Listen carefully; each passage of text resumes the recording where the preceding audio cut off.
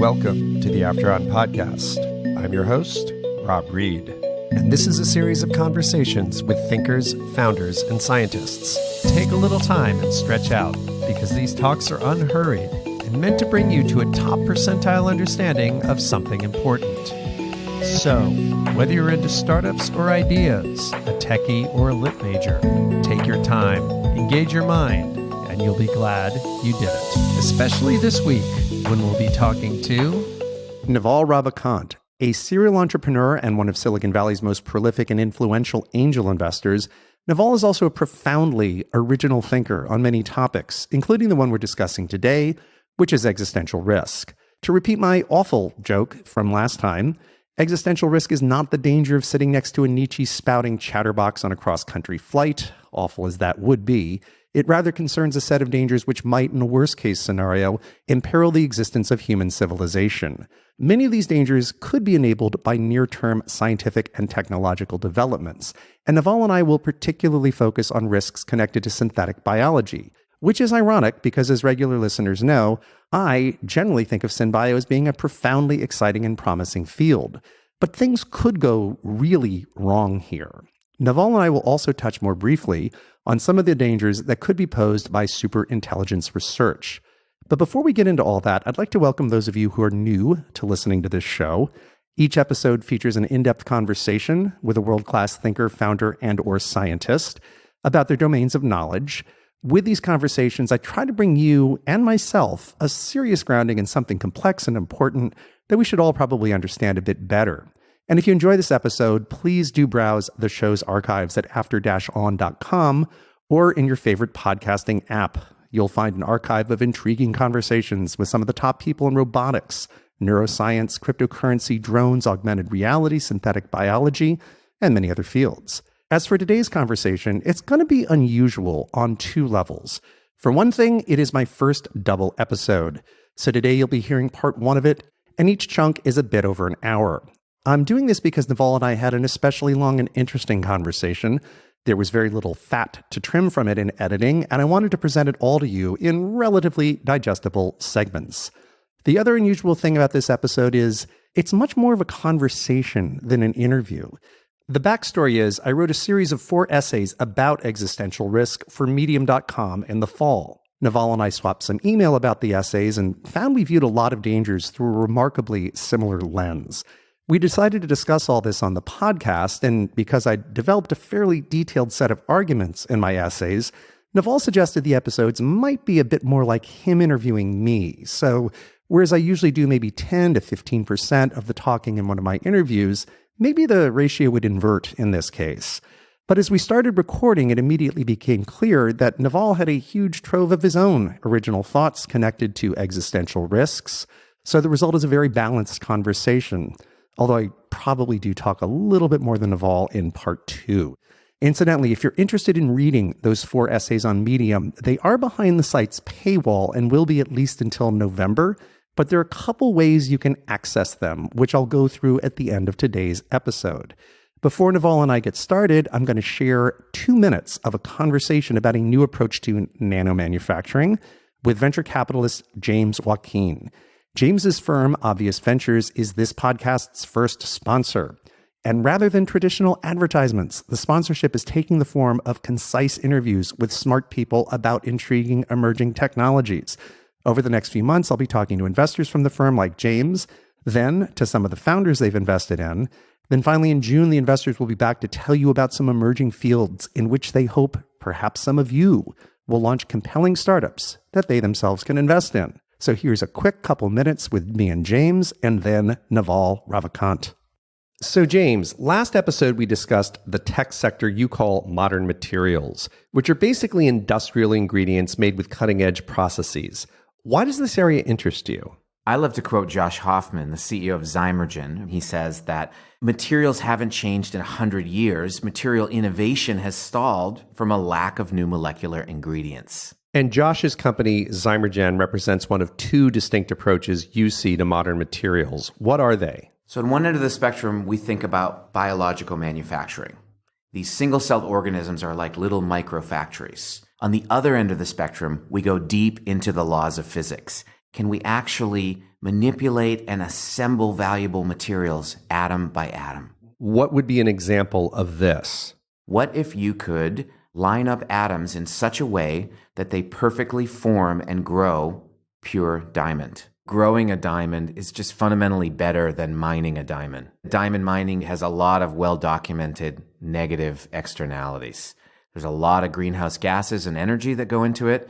There's also, in some markets, child slavery, murder, a bunch of horrible things that come from digging these football field-size holes in the earth. We backed a startup called Diamond Foundry that's growing diamonds in plasma reactors, and when they do that, it uses 20,000 times less energy than a mined diamond.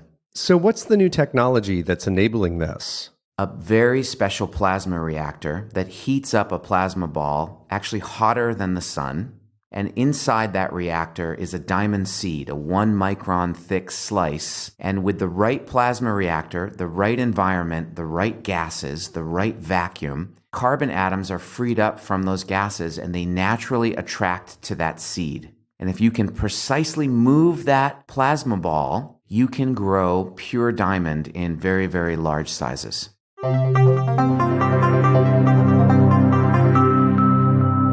Navall, thank you, first of all, for making time while we're both here in San Francisco to sit down and talk about this interesting subject. I know how busy you are. And before we dive in, I'd love to familiarize our listeners a little bit with your background, starting near the beginning. How old were you when you moved to the U.S.? I was 9 years old when my mother, my brother, and I came to the U.S. And where did you come from? New Delhi, India. Classic American dream sort of story. And when you got here, I know you've told me some stories in the past, you didn't exactly come into the top 1% lifestyle upon arrival in the U.S. I don't know if we're a bottom 1%, but we were probably close to that. So sort of on the opposite end of the spectrum. So a long way to come. And just to go through the fast forward cliff notes of how you came from those circumstances to joining the elite ranks of Silicon Valley entrepreneurs. I've always been a lover and student of science and admirer of scientists. To me, growing up, scientists were the great heroes of my life. And I wanted to be a scientist, specifically astrophysics, which I think is a common thing for kids of a certain age, especially boys. And back when I was growing up, you get a telescope, those kinds of things. But I eventually ended up more in technology. I wanted to make money. It's the intersection of business, money, and science. And I was lucky enough early on to discover computers. So I fell in love with originally my Commodore 64 and then the Macintoshes. I went to Stuyvesant, which was a magnet math and science school, which also helped in that regard. And then by the time I got to college, it was computer science for me. So you were a comp sci major? Comp sci and economics. Where'd you go undergrad? Dartmouth. And then after coming out of Dartmouth with those skills, did you come more or less directly to Silicon Valley? I did come directly to Silicon Valley, almost directly. I bounced through Boston briefly with Boston Consulting Group, but I wanted to be in Silicon Valley and be in tech. And when I got here, started working for a little ISP called At Home Network, which was doing cable modem stuff back in the first .com bubble. And from there, I helped start a company that made linearized optical amplifiers. I met up with some scientists coming out of Lawrence Livermore, and I was the guy who was translating their science into a business plan. And then I helped do the same thing with the 3D graphics team that eventually ended up creating what is today Google Earth, and it's a group that runs Google Maps. And then I did my own .com, which was ePinions, which went public as part of shopping.com. Yeah, that's when I first met you, was in the ePinions days. You were 4 co-founders, is that right? 5. 5 co-founders, yeah. It's a pretty crowded trade. It was crowded, but you guys did become part of a company that went public during the halcyon days of 2000 or thereabouts.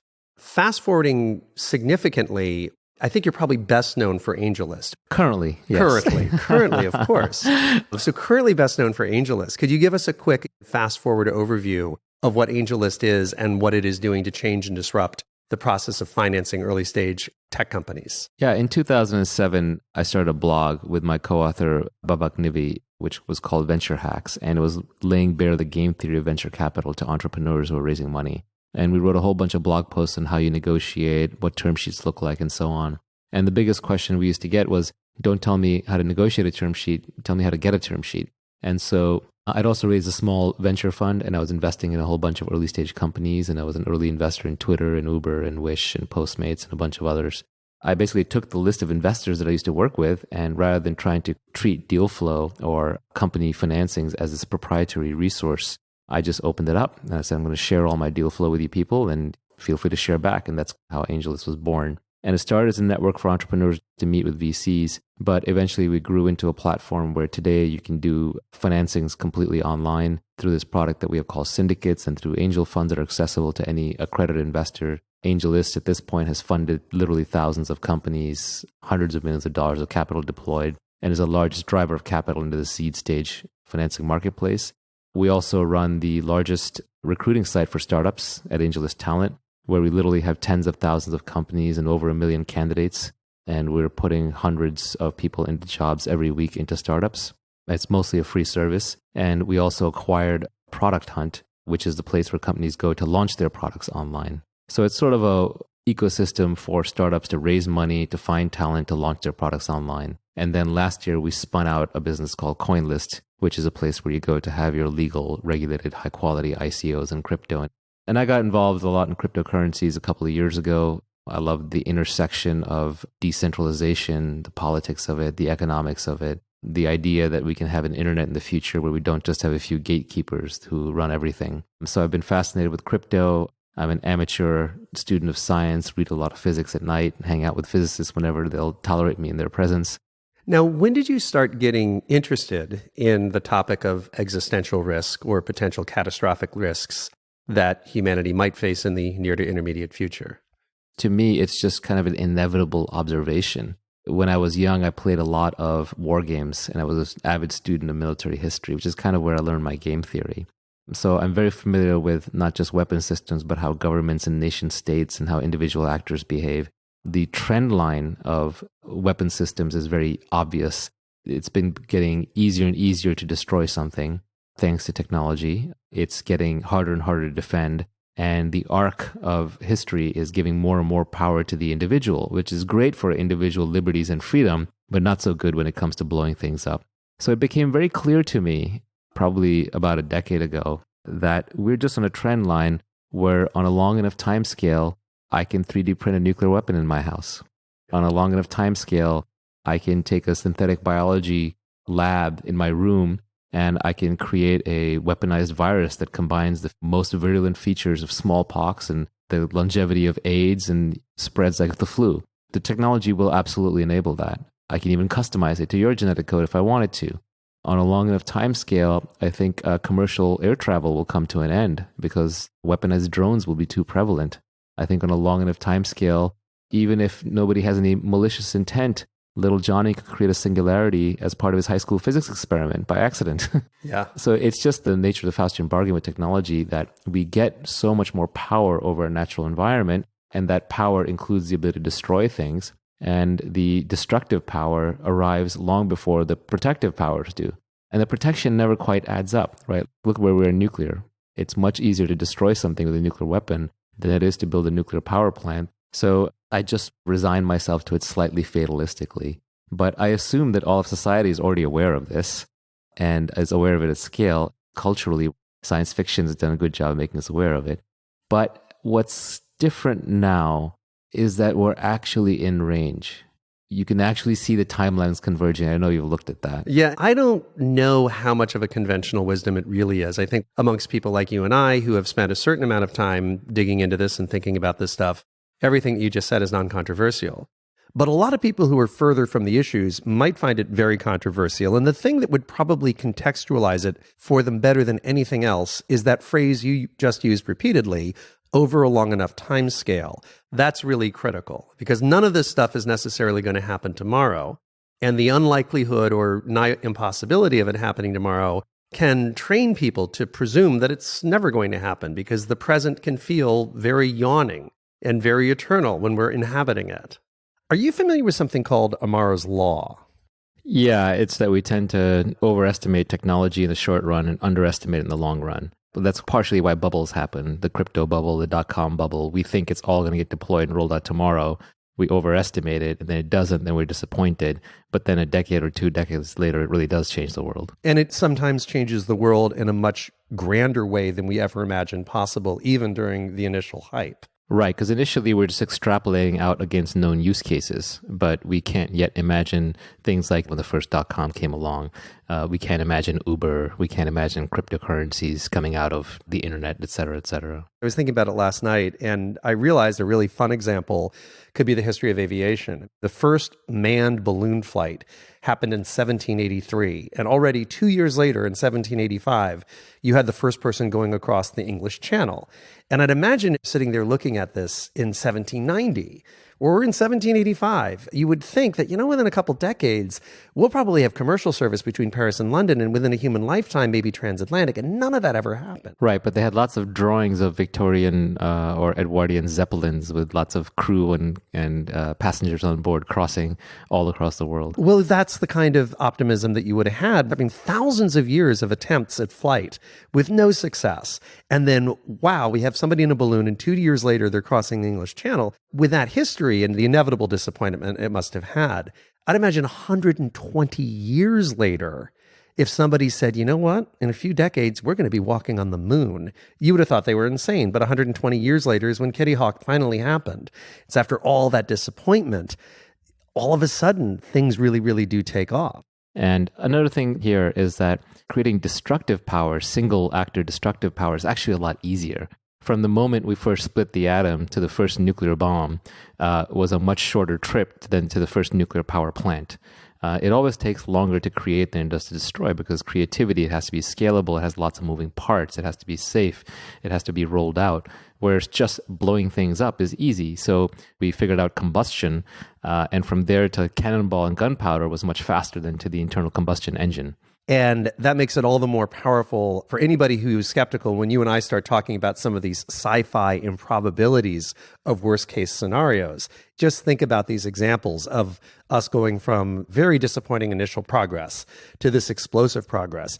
And one thing I'd like to circle back on that you just mentioned briefly was the prediction about drones and commercial aviation. Because by a rather cool coincidence, you first said something to me about that subject right before the Gatwick Airport incident that happened back in December. And for those who weren't aware of it, some mysterious drone activity stranded over 100,000 passengers and disrupted over 1,000 flights over a span of a couple of days.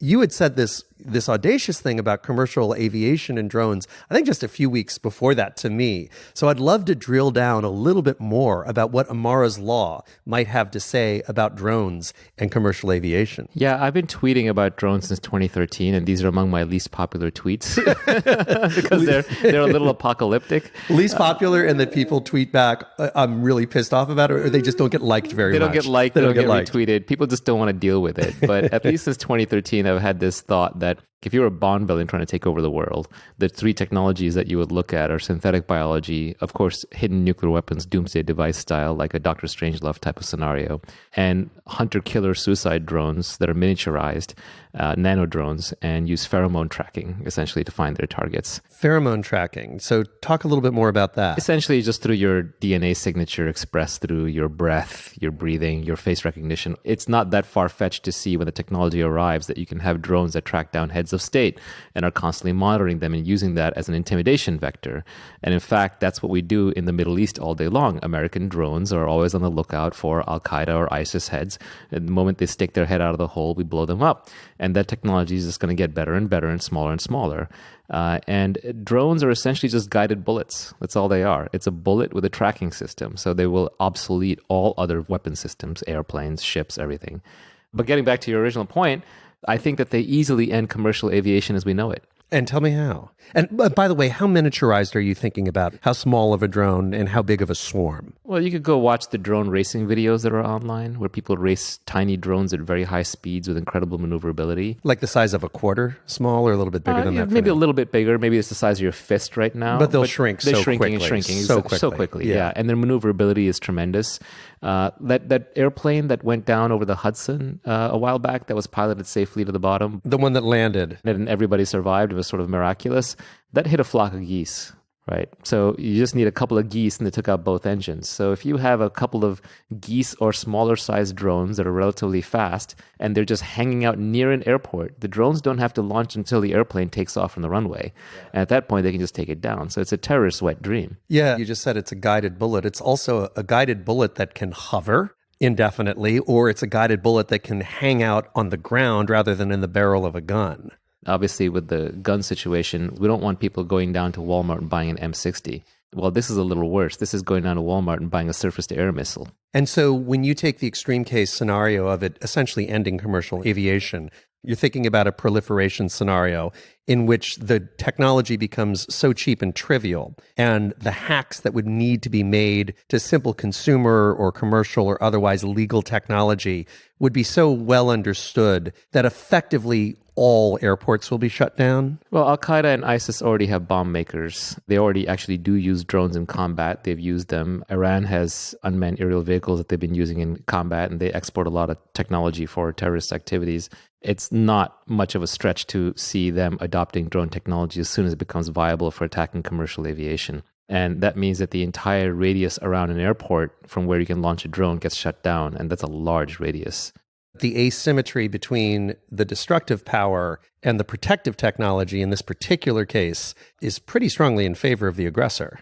Drones can be guided by pure line of sight, so there's no flares you can launch. There's not even jamming that you could do effectively that wouldn't take down the aircraft itself. It just so favors the attacker asymmetrically. And in this case, unlike a suicide bomber, the attacker doesn't even have to expose themselves. Right. I mean, they still haven't figured out who was behind the Gatwick operation. And we have to assume that that was done with very primitive technology compared to that which will be available in 5 years and 10 years and 15 years, et cetera. Right. And so what do? Do you move airports to more and more isolated locations? Well, the drones just get longer and longer range. They can fly higher and higher. One of the things that chills me the most about the Boston Marathon attack was the fact that that was essentially the long arm of Al-Qaeda reaching out through a self-organizing cell of two unhappy brothers. And it taught them how to use a pressure cooker, something that you can find in the kitchen. It was written up in the Al-Qaeda magazine, Inspire, one of those online magazines. And that kind of instruction can be conveyed to somebody. You don't have to convey something that's very difficult to obtain, like plutonium. If you have simple instructions that this is what you do with a pressure cooker in the case of the marathon, or this is what you do with a drone, it could proliferate well beyond those organizations. Well, I think one thing we have to be ready for is when there's a new kind of attack on an airplane, like a shoe bomber. They shut all the flights down while they retool security to try and catch this thing. And then commercial aviation starts again 24, 48, 72 hours later. Now we're talking about a much more difficult scenario. Drones start taking down commercial aircraft. What do? There's no actual proper response. Yeah. And you also said something I want to drill down on, a pervasive threat against heads of state. If we have a very sophisticated bad guy out there, whether it's a terrorist organization or another nation state, that wants to basically say 24/7, we have the capability to take out your head of state. Now, let's say we're 15 or 20 years further into the future. I could imagine that a powerful state actor or even a non-state actor could make the credible threat that, look, we've got the president more or less in our sights 24/7. And by the way, every member of Congress as well. Or their families, or their extended families, or their friends. Right. So if you stick your neck out, essentially you're making yourself a target. George Bush and Hillary Clinton and Barack Obama pioneered droning heads of state that we were not happy with. But that technology is just going to get better and better. So our own heads of state will come under the same scrutiny. You know, the nightmare scenario is an automated assassination market. Yeah, let's talk about this. How would that look and how might that work? It's a dystopian cyberpunk construct that's been out there for a while, so I'm not the first one to think of it, but I'll articulate it. So don't blame me for this. We'll blame whoever came up with the idea. Yeah, it's been around for a while. But assassination markets, the concept is essentially that you build a piece of code that lives peer-to-peer in the dark web and is as hard or harder to shut down than a dark market. And people can come there and they can put in small amounts of money in untraceable ways. So they could use cryptocurrencies or laundered money. And they can essentially bid up assassinations on people they don't like. So if someone is extremely unpopular, say like you're in a country where like some dictator took over, all the people who fled the diaspora, they could essentially crowdfund an assassination on this person. $5 from me, $10 from my equally dissatisfied neighbor, and eventually you're talking real money. Exactly. And then once that number is quite high, what happens is, depending on which dystopian scenario you subscribe to, assassins could actually take up the bid Or you could have drones that are sort of automated, almost like distributed autonomous organizations where they're running on station and sort of self-servicing. They could be carrying out the hits, or the victim themselves comes in and pays 2x to remove themselves from the list, but which then funds the next two people. Interesting. So it becomes self-perpetuating. And given that we can't even shut down things like BitTorrent and Bitcoin and dark markets and so on, it's not clear to me you could shut down an assassination market. The way an assassin or a drone could prove that they were the ones to carry out the hit and therefore get the money, they pay a small fee and then upload the GPS coordinates and the time of when the hit is going to be carried out. And it's set on a time lock encryption code, so it only gets decrypted after the hit was carried out. And if it matches up, then they get the money. Interesting. You just answered the question that was about to pop into my mind, is like, how do you adjudicate this kind of thing? Smart contracts, cryptocurrencies can do it all. And the other thing that's scary about this is it might just be an odious dictator with a global reputation that gathers enough money inadvertently to get killed. But over time, the cost of everything plummets. Sure, it could be democratized. Essentially, you could create a piece of code that goes and downloads lists of all celebrities and automatically adds them to the assassination market list, unless they pay 2x to get off the list, which funds it further. Or it might be somebody who's just unpopular at a high school. If the market clearing cost of a hit, again, over a long enough time scale, becomes a couple $100 with cheap ass hardware that anybody could get at tomorrow's equivalent of Radio Shack, people might be setting these things up for incredibly local unpopular people. Wow. Yeah, that's a very interesting point. Sorry, didn't mean to take it to the darkest spot, but you started it. Yeah. No, it could absolutely go there. That's the problem. Destructive technology is just spreading and getting easier and easier. And what do we do about that? Yeah. And when you have the asymmetry between the destructive capability and what it would take to defend against it. I mean, I can't afford a personal anti-aircraft system. People are going to become very well behaved and perhaps very boring. Very quiet and very anonymous. Yeah, society could become a very bland place. Now, as we're starting to veer in a bit of a sci-fi direction, it's worth noting to listeners that we're not presenting spooky scenarios that we think have almost zero chance of happening. At least one, and in almost all cases, both of us believe that each of the outcomes that we're going to talk about range somewhere between plausible to likely to, I think you, Navall, would say, in at least a couple of cases, almost inevitable. We have to be careful of what Nick Szabo, who's the creator of BitGold and smart contracts, he called Pascal scams. And a Pascal scam, for people who are not familiar with it, is Blaise Pascal had this idea that you should believe in God. And the reason you should believe in God is because if you don't believe in God and God actually exists, especially a Christian God, then you're going to spend your eternity in hell. A lot of downside. Exactly. This is Pascal's wager. Pascal's wager, yes. Yeah. So infinite downside risk, minor cost to actually doing something, so you might as well do it. And high upside if there turns out to be a God and you did those small steps that Pascal advocated that you do, now you get eternity in paradise, and that's pretty good. Exactly. It's a great trade in the expected value context, except the problem is, well, if you want to believe in the Christian God, then you also should believe in the Muslim God for the same reason, and the Hindu gods for the same reason, et cetera, et cetera. And there's an infinite number of those kinds of possibilities. So eventually you realize the human brain is just really bad at computing probabilities when infinities and infinitesimals are involved. But what's different about this is that this is not an infinitesimal probability of something with an infinitely bad outcome. This is an extreme likelihood. I would argue it's an inevitability on a long enough time scale. And I'm not sure there is a long term here. We differ on that. I think I'm more optimistic than you are. And that might give me a different calculus in terms of the value of fussing over it now. But a couple of things that we've just mentioned push me back to the same historic anecdote, which I know you know well.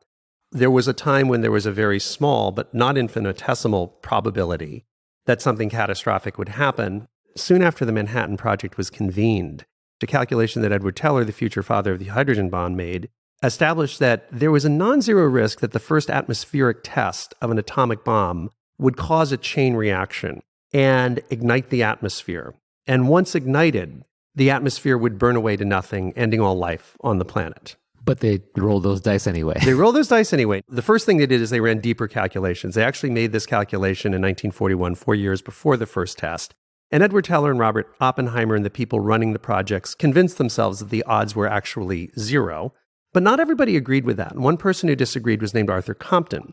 He was no knucklehead. He actually won the Nobel Prize for Physics. He was in charge of creating plutonium for the Manhattan Project. He put the odds of the sky igniting at 1 in 3 million, and he still considered those to be the odds when the first test went off, the Trinity test in New Mexico.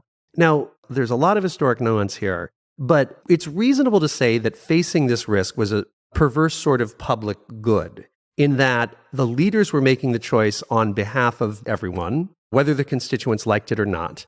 And none of the leaders really had to wrestle with his own greed. There was not a Manhattan Project IPO. The leaders faced substantially the same upside and downside as the general public if they bet rightly or wrongly. But as far as I know, that was the very first time that anybody had to knowingly take a very small chance of humanity being annihilated. And at that time, it was a public good. Yeah, it was socialized gains, socialized losses. Precisely. As opposed to today, where if you go to Wall Street, it's privatized gains, socialized losses. Bankers make money for decades, and then every 20, 30 years, they blow up the entire financial system, costing the rest of us trillions of dollars. Exactly. And you can see that same calculation now starting to arise with all kinds of private actors who have access to technologies to make these same kinds of decisions. Where do I roll the dice and end humanity? Small probability, or large probability, I get famous and get rich. The possibility of gambling with human annihilation becoming privatized. That, again, is probably going to be a counterintuitive notion to a lot of listeners. That is a very new concept. Yeah. This idea of privately playing roulette with the world. Yes, it is. To the extent that it does happen and it is a risk, it will be mediated by new technologies, exponential technologies that are arising right now, and it will be enabled by the asymmetric power that can be wielded by the masters of those technologies, or if they're just in a position to take chances that the rest of us aren't. On the nuclear side, we forget after the war was over how many of the scientists were absolutely horrified. They formed the Union of Concerned Scientists. They had built a doomsday clock. Many of them had huge regrets over what they'd done, including Einstein. But their fears, at least so far, have been unrealized. And it's because nuclear weapons are still really hard to build. They require giant state actors. They are proliferating slowly and scarily, but they're still fairly limited in terms of who can make the decisions around deploying those. But that's not true of the new class of emerging technologies. One easy one to wrap our heads around, hypothetically, is super AI risk, just because most people have cultural access to the concept from movies like Terminator and so forth. So whether or not any particular listener, or you or I, actually believes that super AI risk is a thing, the basic idea is that if we cross certain technological red lines, there's some non-zero chance that a super artificial intelligence could arise, seize control, and imperil humanity. And what's very different here is, unlike with the Manhattan Project, the decision to cross these lines won't be isolated in one or two governments of superpowers, but they could proliferate, perhaps, to hundreds of universities, startups, large corporations, and so forth. Absolutely. There are many, many private entities racing to build an artificial general intelligence. And let me take a slight detour into this for a moment. I'm not an AI researcher, but I think AI researchers are suspect in this entire topic because their livelihood depends on it. And as Charlie Munger says, whose bread I eat, his song I sing. So in general, you just can't trust people whose entire livelihood would be destroyed if you stop the activity. What we have to look at are otherwise generally very intelligent people who have looked at this, don't have a stake in it. And what do they have to say about it? And I know you've done some work on that. Yeah, three people immediately come to mind and are cited so often that citing them is almost a cliche, one that I'm not averse to. The late Stephen Hawking, he's on the record saying that this is a danger. Bill Gates, who is certainly no slouch when it comes to technology, is on the record saying this is a danger. Elon Musk is famously on the record saying this is a danger. So if we just accept for a moment that there is a non-zero possibility here, it's not Edward Teller and Robert Oppenheimer who are going to make the decision of crossing the line. Let's imagine somebody who's young, unattached, very smart, rather arrogant, a bit of a sociopath. And I don't mean a psychopath, not out committing mass murder, but a sociopath, in that this is somebody who has essentially zero empathy for other people, but does a very good and charismatic job of keeping them from knowing that. So a sociopath, whenever they contemplate an action, they're going to think of it strictly in terms of their personal cost benefit. So let's say somebody like this has started a company, raised a pile of money, very successful founder, is racing Google to some kind of a super AI breakthrough. And if his startup gets there first, it'll be worth spectacular amounts of money. But there is this tiny non-zero chance, because they're pushing the edge with AI and even super AI, that something could go catastrophically wrong. So this person might look at his personal payoff schedule as being, hey, there's a 1 in 10 chance I become a billionaire And let's take a page out of Arthur Compton's paper. There's a 1 in 3 million chance that I personally die. And that's the full extent of this guy's calculations. Because he's a sociopath, the consequences for everyone else, including our entire species, just isn't a consideration. And so the only thing he's trading off against his 1 in 10 shot at extreme wealth is the 1 in 3 million chance that he personally dies. And that on its own is a pretty minor risk. Thousands, millions of people take worse trade-offs every year, whether they're immigrants or refugees or people who go underground and work in mines. The human psyche is configured to take this kind of a chance. What's different is, in the case of a miner or in the case of an immigrant, the upside and the downside is fully privatized. It's on them. And in the case of the Manhattan Project, the downside was fully socialized, but the upside was also socialized. In this case, somebody might take that trade-off and say, yeah, 1 in 10 chance at billions, tiny chance of dying, I'm in, and take that on behalf of all of us. Yeah, and it's even worse than that. It's not even necessarily that they're doing it to make the money or they're a sociopath. For example, look at the OpenAI project, which is probably the largest, best funded such project that we know about. That's a bunch of people financed by Elon Musk and his friends who are trying to create a good AI because they know that an AI race is inevitable, so they're trying to create a good one. So I laud their motives, but there's a couple of issues there. One is it's harder to create a good one than to create one that just does what it wants. Trying to create a friendly AI is a much more bounded, difficult problem than saying, let's just evolve this thing and see what emerges.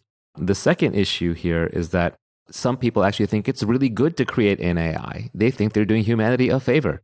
Even if they didn't think that there's somebody else who's going to create a bad AI, they want to create one because it's going to cure cancer, it's going to bring back their dead sister, et cetera, et cetera. So it doesn't just have to be greed and sociopathy. Exactly, yes. exactly. You're So right. The road to hell here is really paved with good intentions. I guess I was being optimistic when I was saying we only have to worry about sociopaths. No, I think it's broader than that. And there's a famous thought experiment in AI literature called the AI in a box experiment, which is you create an AI, and this is a self-improving thing. So it gets smarter and smarter and smarter, and within microseconds on our time scale, it's the smartest thing we've ever encountered. It can manipulate almost any physical quantity or matter, assuming it's not trapped. So the idea is we create it in a box. It's some kind of a cage where this thing is trapped and it can't get out. But to know that our experiment is successful, we have to be able to communicate with it. The problem is if the AI can communicate with you, which of course you would want it to be able to do, otherwise... Why bother? Why bother? Yeah.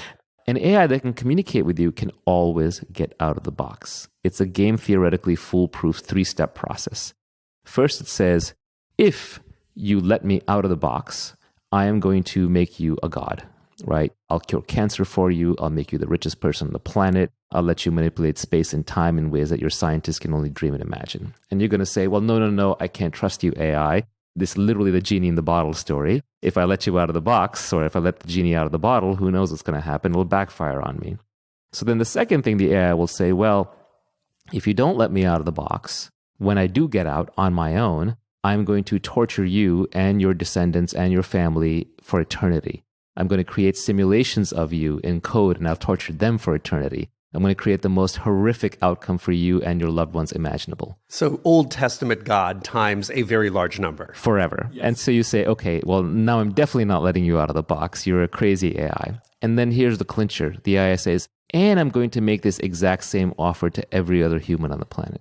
So now you're not just betting against the AI, you're betting that all of humanity will hold the line. And someone's going to give in.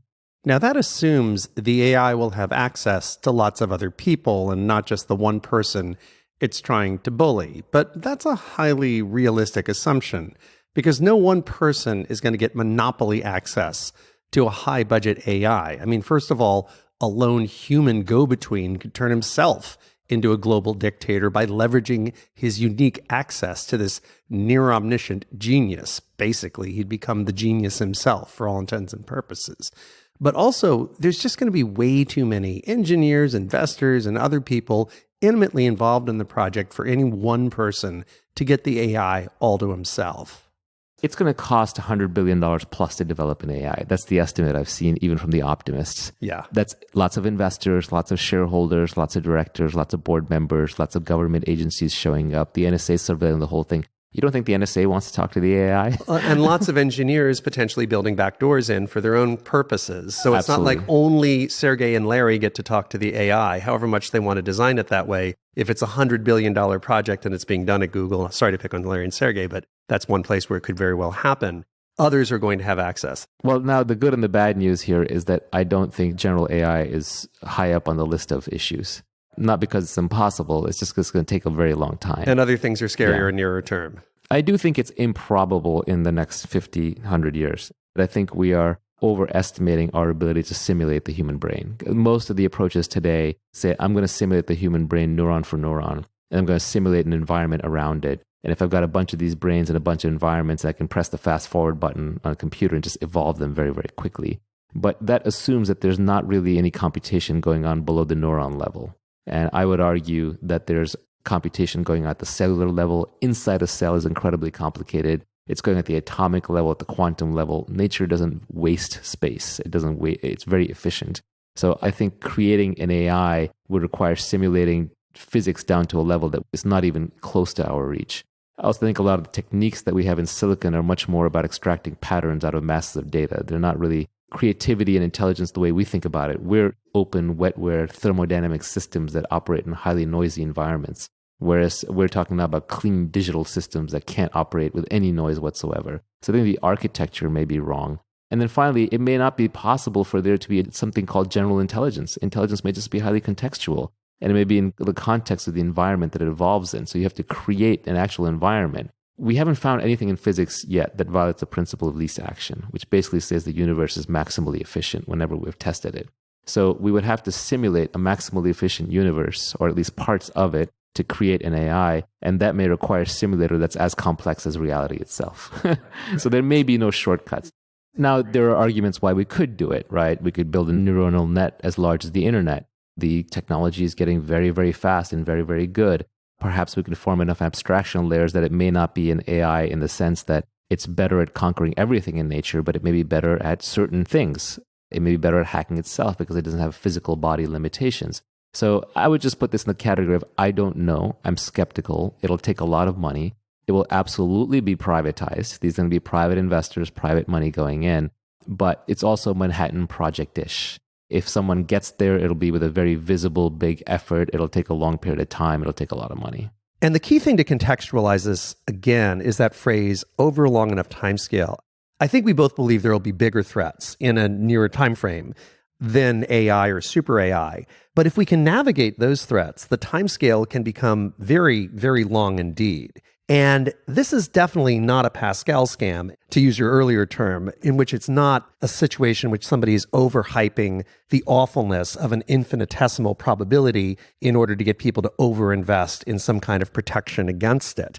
The odds are not infinitesimal here, although some people definitely try to paint it that way.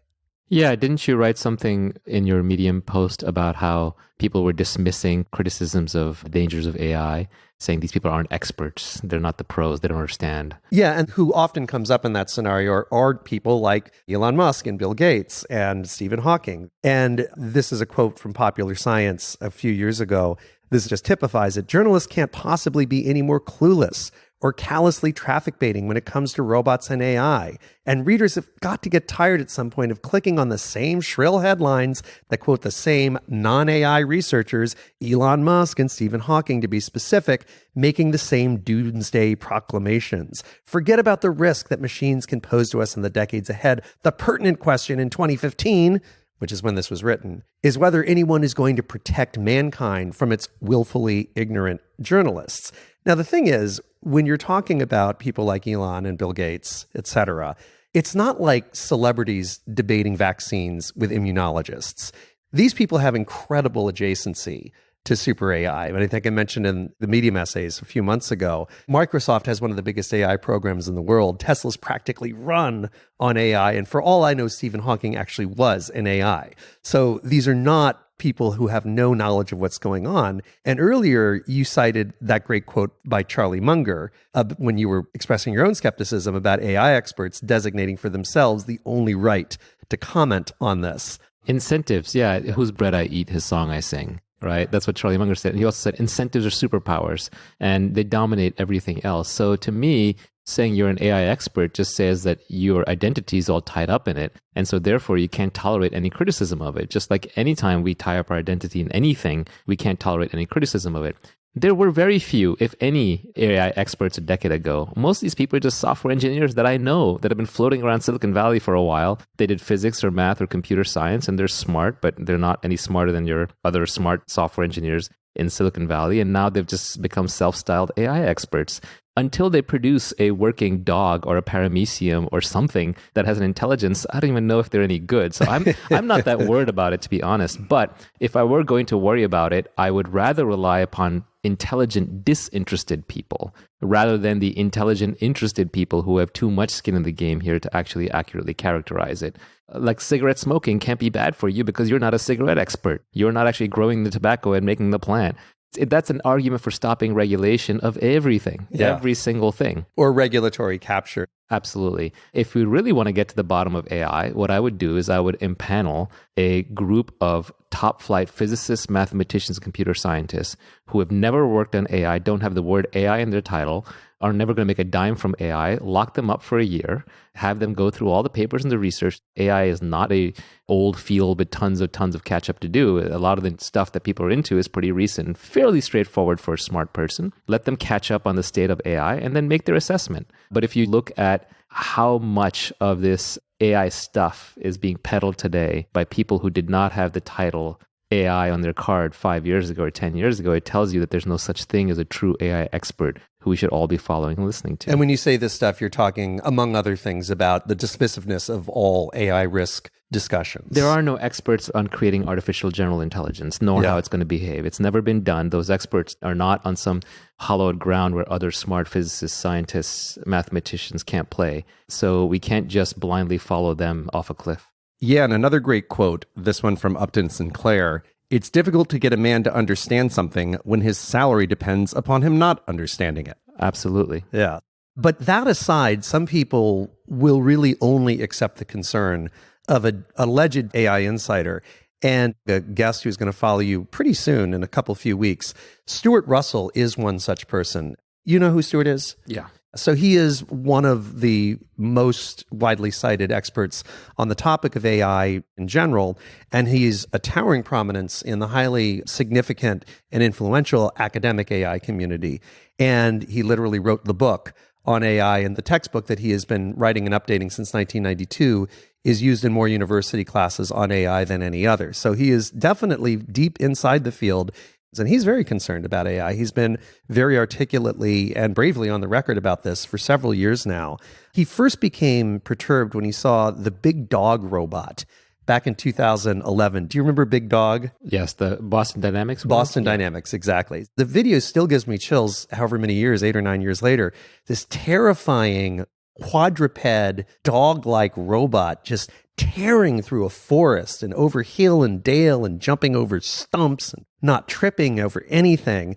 And so when we had a preliminary conversation, we haven't had our interview yet, Stuart said that really blew his mind. He said quadrupedal locomotion is done. And this is something that AI had been struggling with for probably decades at that point. And he slowly became more and more public about his concerns. And again, you add that mind to some of the great alleged non-expert minds that we've talked about, and you can't say that this is an infinitesimal risk. To say that it's an infinitesimal or non-existent risk essentially becomes a faith-based statement in which you piously ignore a lot of expert opinion and also the unpredictable nature of technology. The common sense takes us to the other side. If you build something smarter than you, which is what we're talking about, why would it care about you as anything other than a pet? Yeah. More likely you're a nuisance. The last AI that this earth created was us, because we are self-evolving intelligence that evolves through civilization and through upgrading the software in our brains and the stories that we tell each other. And so we out-evolve every other creature, which relies purely on its genes. And you can just see what we've done to them to get an idea of what they'll do to us. Yeah. And again, getting back to the probability or improbability, I think a really interesting example is lethal asteroid strikes, civilization-ending asteroid strikes. They tend to happen about once every 100 million years. We actually spend a lot of money preventing that. the total NASA and other astronomical budgets to monitor the population of near-Earth objects in order to hopefully get forewarning enough years that we could actually divert something that's heading our way, that annual budget's about $150 million. Now, this is something that happens once every 100 million years. To use the network operations lingo, that's 8 nines of unlikelihood, 99 plus 69% chance that this is going to happen in any given year. And we do invest to avoid that.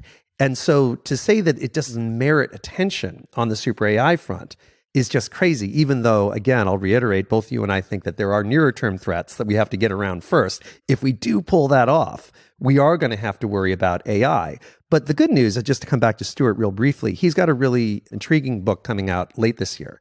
And I've read an early draft of it. And I don't want to steal his thunder. We're going to sit down and have a conversation quite soon. But he does actually have a complex but fascinating strategy for stalling the threat that does ultimately, level-headed and concerned as he is, lead him to a place of optimism. And there are optimistic scenarios out there beyond just Stuart's, of course. But the problem with the one small team in a lab scenario, if it works, is that you suddenly go from no AI to all-powerful AI. Whereas in the drone case, the synthetic bio case, and even the nuclear case, you do walk up a stair of more and more powerful nuclear weapons, better and better drones, and more virulent viruses being created until you get to one that will end the world. Yeah. Whereas in the AI case, you go from, to quote Peter Thiel, 0 to 1 very quickly. 0 to 1. Yeah, there's really no other state. There are optimistic scenarios. You, I know, had mentioned the movie Her.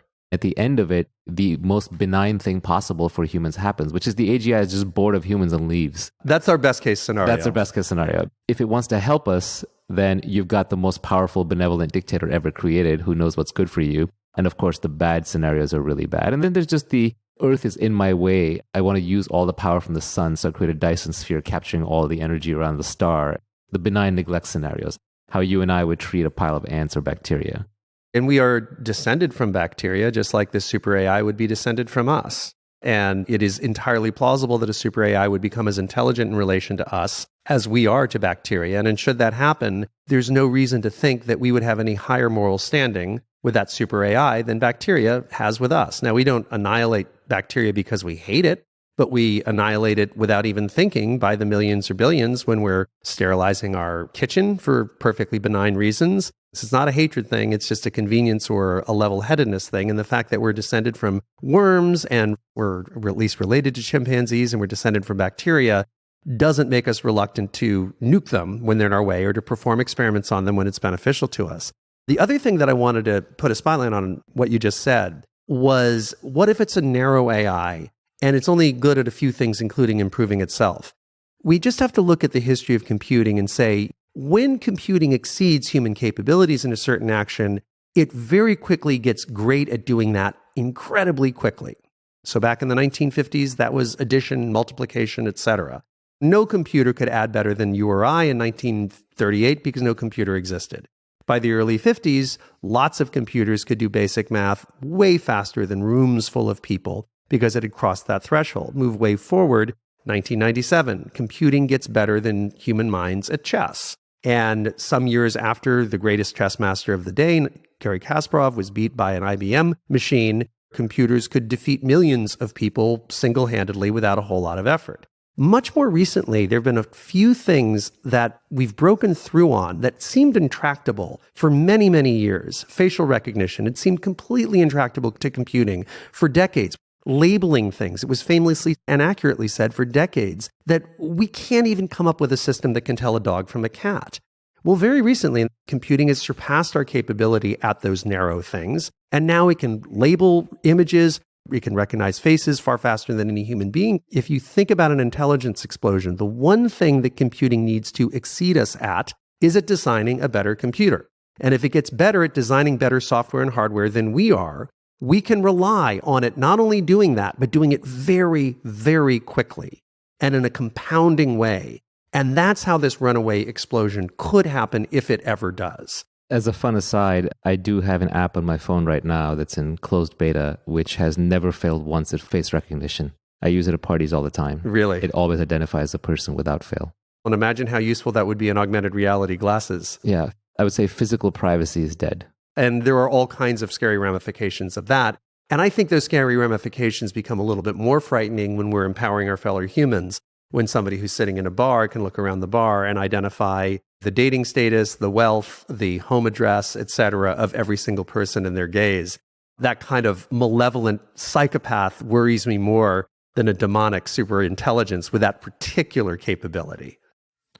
I'm not going to sleep well tonight. Sorry about that. Now, we talked about the privatization of catastrophic risk. There is actually one interesting case in point in which gambling with the apocalypse was in fact privatized. And it happened with a bunch of people that we would tend not to be morally concerned about, that we tend to look up to, that you personally probably tend to look up to because they were very, very high-end physicists. The CERN Super Collider. The CERN Super Collider. So this is all documented in an amazing book called Our Final Hour, written by Martin Rees, who's the Astronomer Royal in the UK. He was actually a guest on this podcast a few episodes ago, and we talked about this particular incident. It dates back, I believe, to the late 90s, and the people in charge of it determined that there was a non-zero chance that that experiment could imperil the stability of the universe, because they were creating conditions that had never existed before in the history of the cosmos. And in light of that, nobody could say with absolute certainty what could happen.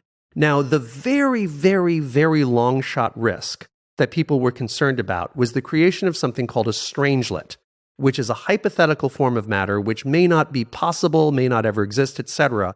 But it was a non-zero risk that they would create such a thing. And the people in charge of the experiment calculated it carefully, and the prevailing estimate was there's a 1 in 50 million chance that we will create this thing. That seemed small enough. They flipped the switch, and lo and behold, here we still are. So they were right. Now, this is exactly what you were talking about with super AI researchers. These are people who are from a very, very inner clique.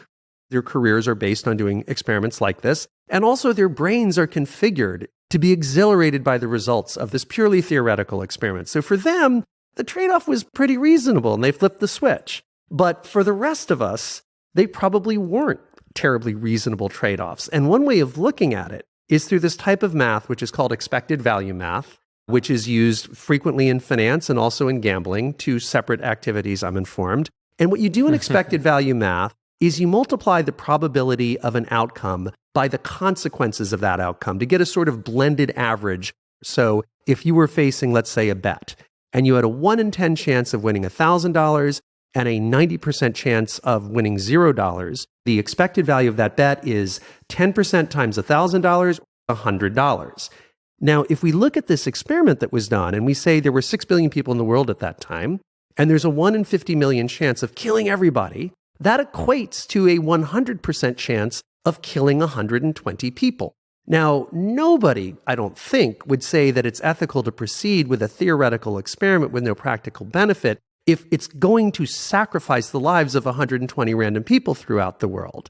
But on a certain level, that's the immoral equivalent. It's worse than that because they were going to destroy the universe potentially. Potentially the universe, Right. yes. Yeah, it's much worse than that. At which point this turned into a Rick and Morty episode. It started as a Rick and Morty episode, didn't it? Yeah. Rick and Morty, which is, I think, one of your favorite shows. For me, it's my favorite TV show ever. Mine ever, too. I think it's an a brilliant show. Work of genius, yeah. But if you watch Rick and Morty, you realize when you have advanced technology, you destroy the universe on a regular basis. Yes. Like, it's just too easy to do it. At some level, it's just hard to imagine how we tame nature without the ability to end nature. Think about what the history of the human race really is. It is about taking sources of stored power, starting from fire and then going to coal and oil and then to nuclear and so on, finding more and more concentrated sources of energy and redirecting them to create power when and where we need it. So over time, even if Elon Musk is trying to save us all by getting us to Mars, the technology needed to get us to Mars in scale requires so much force and so much energy and so much power that ironically it makes it way easier to destroy Earth and Mars as a consequence. So there's no free lunch here. Just the act of creating the technology required to save us will first create the technology that will destroy us. And we've talked about two of the dangerous forces, one of which is proliferation. We got through the Cold War in large part because only Kennedy and Khrushchev got to destroy the world if they wanted to. But with the proliferation of potentially existential technologies, lots and lots of people get to spin that roulette wheel over time. And then the other dangerous element of privatization we discussed is the skewed incentives that arise when private actors start making dangerous bets for privatized gains. And of course, even though global powers have been a relatively stable and small group up until now, even they don't exactly have a spotless moral track record, as you've pointed out to me before.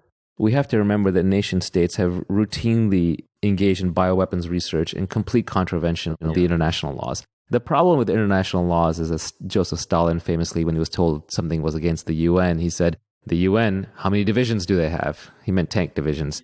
So the international law, unfortunately, has no real force on these issues. So the Soviet Union, for decades, in complete secrecy, denying everything, ran a huge bioweapons program. They had 19 huge bioweapons labs. It was called Biopreparat, and they weaponized all kinds of horrible plagues. The first thing they weaponized was smallpox. Japan had this horrible group called Unit 731. I suggest you not look it up on Wikipedia because it'll give you nightmares. But the experiments that they did... And they were World War II era, correct? World War II era. The experiments that they did on live humans, unfortunately mostly Chinese prisoners and POWs, as well as some of the research they did into bioweapons, is horrific. They had no qualms about using it. And in fact, they did weaponize the bubonic plague. And they dropped bombs loaded with plague-infested fleas on Chinese cities. The will has always been there from a nation-state perspective that even though they signed the Geneva Convention, I will bet you there are multiple working bioweapons labs in the world today. And that is, in some ways, the best case scenario when you have so limited a number of actors. It's terrifying what the Soviet and American nuclear arsenals could have done to the world. But for all of their faults, the people who were running those two countries weren't suicidal loons who wanted to end it for everybody. And there were very few of them. When that roulette wheel was spun in the Trinity experiment in New Mexico, that chance of 1 in 3 million of igniting the sky, that roulette wheel was only spun once, and it was only spun by one actor that had the ability to do it. And one of the things that kept nations in line, it keeps nations in line, is deterrence. Neither side wants to be destroyed by the other side. Once you get into a state of proliferation, there is a danger that you'll get to somebody who is undeterrable. Now we're getting into individual actors again. But a tiny minority of people in any given year do kill themselves. It's a very intransigent crisis. You can read Steven Pinker and see all the quantifiable measures of human flourishing upon which humanity's getting better and better over the decades and centuries. Suicide is not one of them. In fact, suicide rates have risen in the United States, at least, during the time when the most celebrated antidepressants, the SSRIs, have been on the market. So suicide seems to be a grim fact of life across societies, across classes, across nations.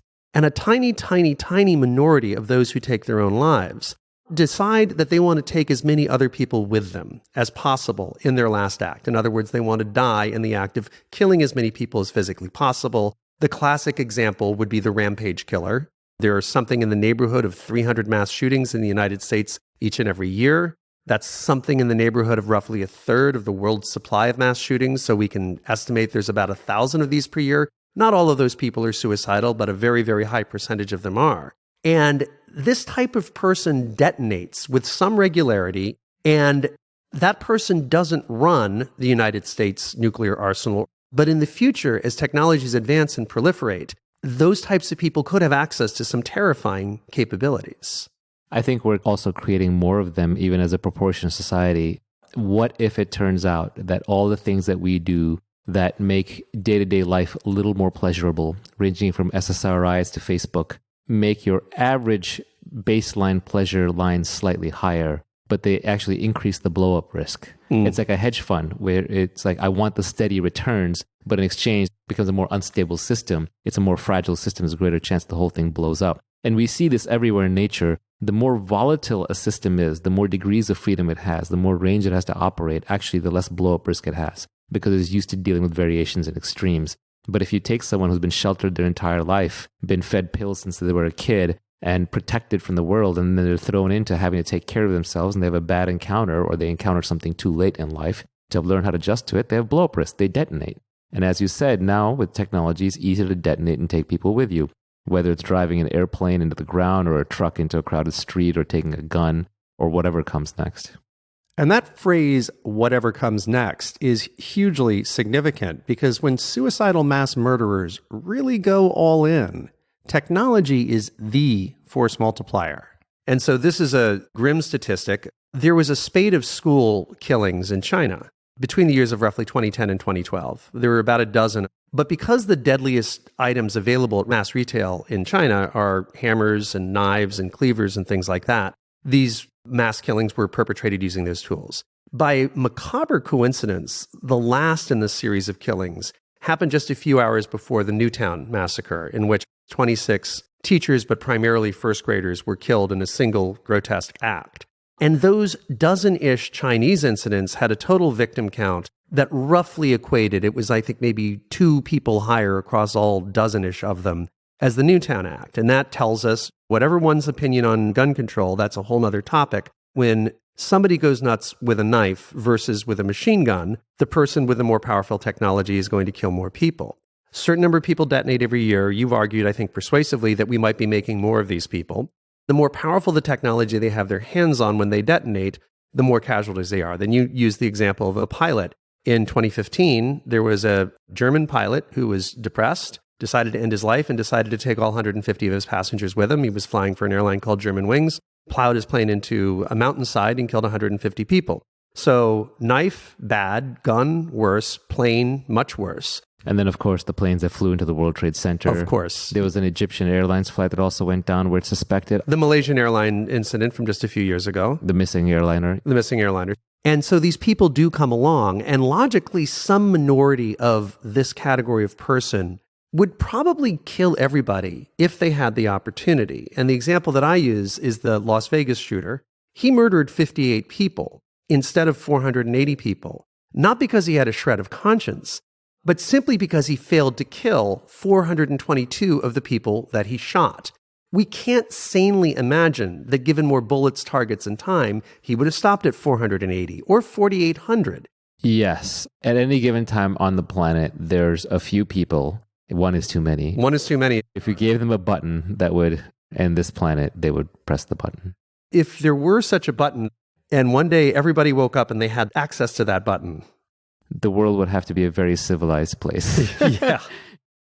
Yes, indeed, Naval. Let's all be very civil. I'll be posting part 2 of this conversation in about 2.5 days, specifically around 8 in the morning Eastern Time on Thursday, March 21st. So if you're hearing my voice after that moment, part 2 is already available. So go grab it. Otherwise, sit tight. It will be with us soon. As for right now, we're going to spend 2-ish more minutes with James Joaquin of Obvious Ventures discussing the more speculative potential of thoroughly modern diamonds. Then I'll be back to tell you how to access the 4 articles on Medium.com that catalyzed this fabulous conversation with Naval. I'll also tell you about the next few episodes of this show, as well as some really cool bonus material I'm publishing this week for those who support the show on Patreon. So James, let's go a little sci-fi and talk about what diamonds could be good for if we can really grow them in abundance. Well, let me start with the obvious example of replacing glass in places where we want a harder material that won't crack and won't scratch. Let's make your smartphone out of diamond. Let's make your glasses out of diamond. I mean, if it's cheap enough and abundant enough, it's really a miracle material. So when it's not cut into jewelry, diamond could be clearer than glass. In fact, it is today. A lot of the lenses that enable the optical networks that move the internet around our planet use diamond lenses. People say diamond has a lot of high-tech potential in general. Why is that? It has exceptional electronic properties. It can run hotter than silicon over 5 times. It's more easily cooled. It's got 22 times the heat transfer of silicon. And it can tolerate higher voltages before it breaks down. So could Silicon Valley one day become Diamond Valley? There are researchers doing work on this idea that if we could grow diamond in the right ways with the right properties, we could actually make a better semiconductor. You mentioned diamond's properties as a heat conductor as well. Why is that important? So in all the electronics we use every day, whether it's the servers running the internet or the gadget in your pocket, there's a lot of heat management and heat transfer that has to happen. And there's a lot of gadgetry and electronic waste that goes into building all of that heat transfer. Now, we've had artificial diamonds for decades. You described the plasma reactor that's used in modern production. How did we used to make diamonds? There were early manufacturing techniques for making diamonds. They involved very intense pressure and temperature. and it was very energy intensive and took a very long time.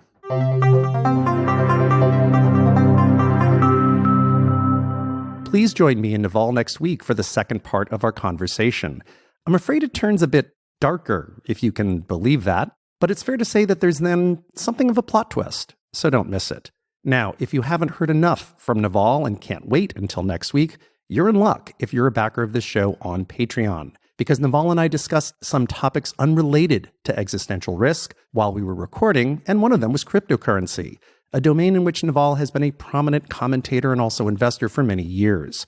He was kind enough to sound off about crypto in fascinating and contrarian terms for a good 20 to 25 minutes for me, and that conversation has joined the many, many hours of bonus material available to those who support this show at a level of $5 per month or more on Patreon. You can find the entire trove of it, bonus episodes dating back a year now, at patreon.com, that's patreon.com/Rob Reid, and Reid is spelled R-E-I-D.